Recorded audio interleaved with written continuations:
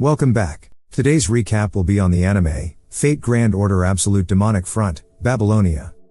At the Chaldea HQ, MASH and Fujimaru get briefed by Dr. Roman before their journey back in time to one of the world's oldest civilizations, Mesopotamia.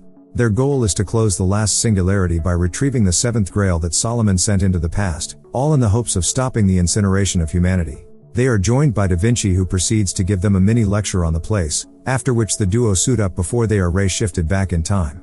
The serenity of the place is disturbed by the screams of Fujimaru and MASH as they fall from the sky. She activates her shield, which they use to break their fall. Meanwhile, at HQ, they use their advanced monitoring software to discover that the duo experienced a forced deportation caused by a bounded field. It seems to be around the city of Uruk, probably to ward off attacks. The duo can also communicate with HQ, so they heard everything said. The group concludes that the city must be preparing for some sort of danger. Fujimaru and MASH decide to scout around the area to find their bearings, but they lose connection with HQ. Their little pet companion Fu alerts them of some demonic beasts approaching. MASH enters battle formation as she begins to expertly vanquish them. As her master, Fujimaru supports by giving her a boost, which she uses to finish off the last one. Upon closer inspection, they note that this is their first time encountering such beasts, and from the ruins around them they conclude that the monsters might have been the cause, so they begin to move quickly away from the area. They are stopped in their tracks when Ishtar falls from the sky, landing on Fujimaru. She scolds him for touching her even though she used him as a landing pad. They apologize but don't know who she is. As the duo explain their situation, they are interrupted by another horde of beasts. Ishtar tells them to stand back as she easily deals with them, but more pop out the woodwork. She leaves the duo to deal with it. However, she warns them that if they are having a hard time with this level of beast, then their goal of rescuing humanity is but a pipe dream. Luckily for them, they are assisted by Enkidu, who also deals with the beasts effortlessly. Roman reconnects and gives some exposition about their savior. He is known as the weapon of the gods and was made to keep Gilgamesh in check. They thank him for the help. He offers to guide them to Uruk, so the duo gladly accept. As they traverse through the terrain, Enkidu reveals that the turmoil on the land has been caused by the Three Goddess Alliance. Together they have taken 60% of the territory in Mesopotamia. Each of them have their own method to destroy the land. The demonic beasts are used by one of them.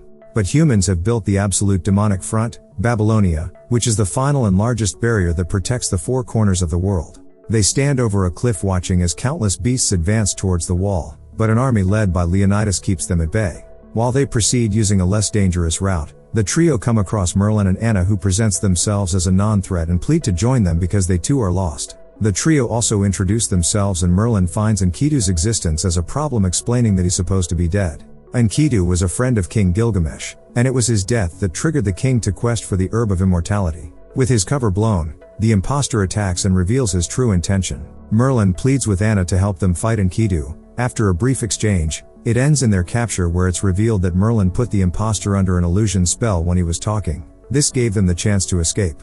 HQ are surprised to see Merlin. He was summoned by Gilgamesh, who happens to be a master in this era. He is already aware of their situation, so decides to escort them to Uruk to meet the king. The following day, they arrive at the ancient metropolis and are impressed by its sheer size. The mage leads them to the ziggurat to meet the boss.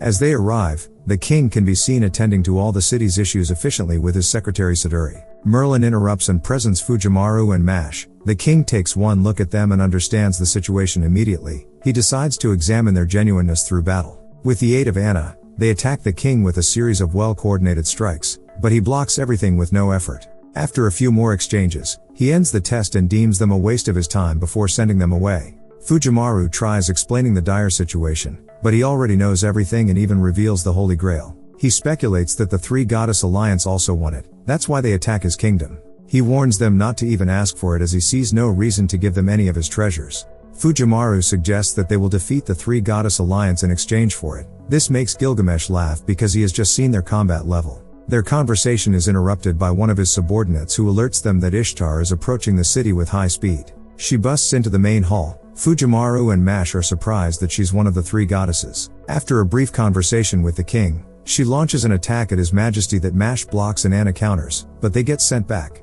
A brawl breaks out between the four, but Ishtar retreats when she gets a proper look at Anna and recognizes her. With the place a little calmer, the king decides to accept their offer to assist him, since there are many dangers the city faces. He assigns Siduri to guide them as he orders the newcomers to work their way from the bottom. She escorts them to the place they will call home for the remainder of their stay. The duo call HQ to update them on their progress so far. Later that night, Saduri makes some food for them. They are also joined by Leonidas, Ushiwakamaru and Benkei, who have been summoned by the king from their various time periods to aid in protecting the city. They all have a good night as they bond together while enjoying the food. The following day, the group begin their work by completing menial jobs around the city. They end with some sparring against the Spartan army. Anna notices that Fujimaru looks fatigued. He explains that a master who contracts servants provides them a portion of their magical energy to be used. So as Mash is sparring, he gets drained too. As a servant without a master, Anna explains that she uses the souls of defeated monster to maintain her spirit origin. The duo later help Anna defeat some evil spirits that lurk under the city. She explains that a deadly disease is spreading in Uruk. It starts with the weak, making them fall into an eternal slumber. The evil spirits are connected to the phenomena, so getting rid of them might reduce the death toll. In the subsequent days, the duo continue to complete their jobs. One evening they come across a disheveled-looking man in an alleyway, so they decide to offer him some food. He accepts the kind gesture and warns them that 3 storms will soon sweep over Uruk before vanishing. That night, Fujimaru struggles to sleep because of what the old man said. He is joined by Mash as they discuss the losses and suffering during their journey to save humanity, but she gives him a pep talk that bolsters his convictions.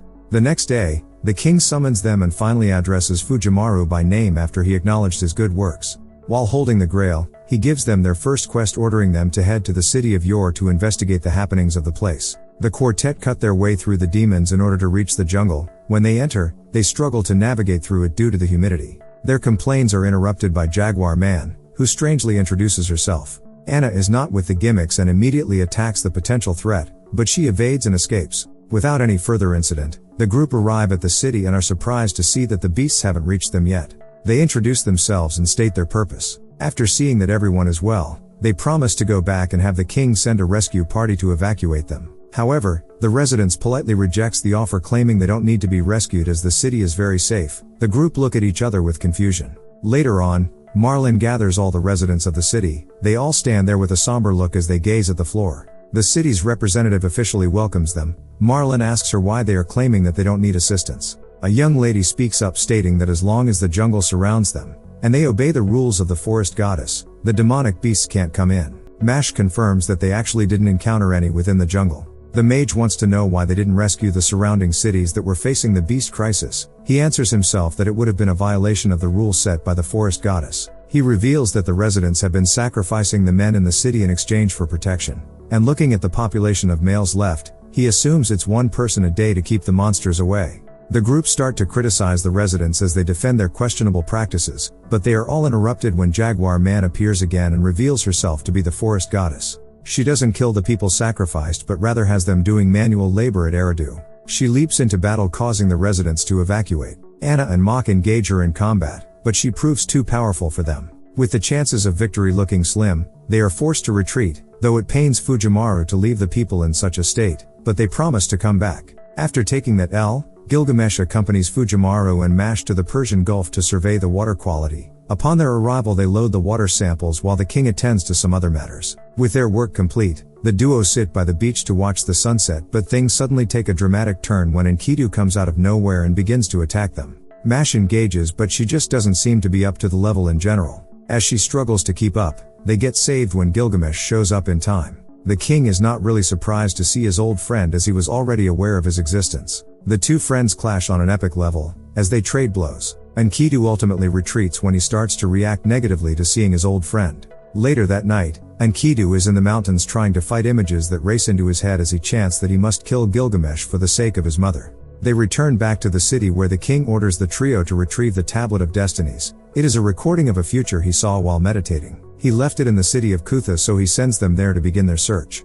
Merlin reveals that it is a ghost city, as all the residents died mysteriously shortly after the formation of the Three Goddess Alliance. The night before they depart, Ushiwakamaru and Fujimaru have a heart-to-heart where they strike a friendship. The group sets off and later arrive at Kutha, where they decide to split up to find the tablet, since there is no immediate danger in the empty city. As Fujimaru searches, he accidentally wanders through a gate into the underworld, where he is attacked by a bootleg army of Sith Lords.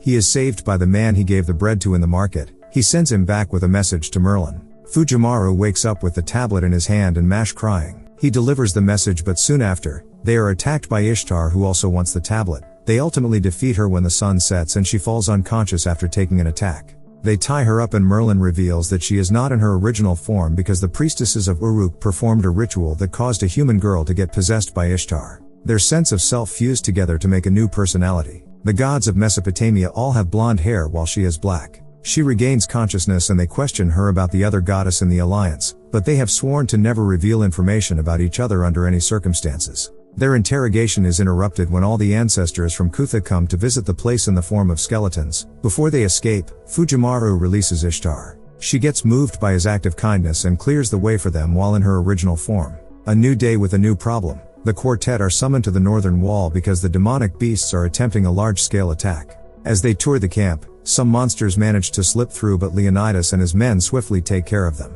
Just outside the wall, they use a magical powered cannon to dispatch the incoming wave. After making preparation, the army march to face the monsters, but the quartet take a small unit to save a nearby settlement. However, they are too late. They follow the blood trails to a large opening where Enkidu waits for them. He reveals that this was never an invasion but a ploy to allow the monsters to devour as many humans as possible in order to birth the second generation of demonic beasts.